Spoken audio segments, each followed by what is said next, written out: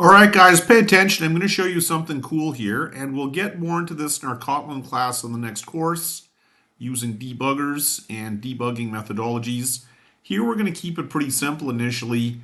I'm going to show you how to make a debug stack trace, right? So I'm going to show you how to make a little module here. I'll kick this code out, and then you can import this into your other files. And then that's going to give you access to a method called debug. So at various points along as your program executes, as you enter or exit methods, change the values of key variables and so on, you can write out to that log file what you're doing and what's happening. And yeah, I know you're going to see some log stuff going on down here, but this gives you much more fine-grained control over what you're doing. So anyway, let's take a look at this now.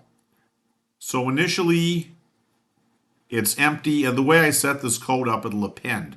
So if I run it several times, it will not erase what was there before. It'll just keep adding on.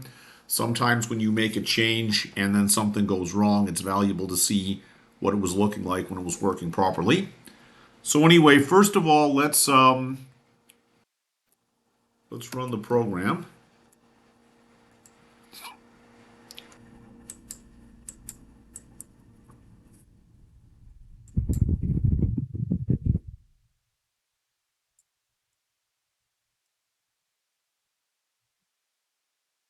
And pay attention to what's going on in this debug file. That's a text file living in the file system, right? So I'm just using Visual Studio Code as a file viewer to view it. And there we're starting up, right? It's just loading, logging what it's doing.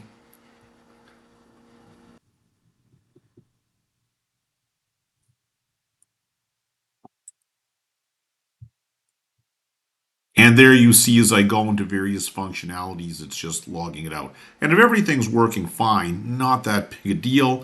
But if things, things go off the rails, you're trying to figure out why. For example, you're getting an error or the appropriate form isn't registering, then you can go there and study that.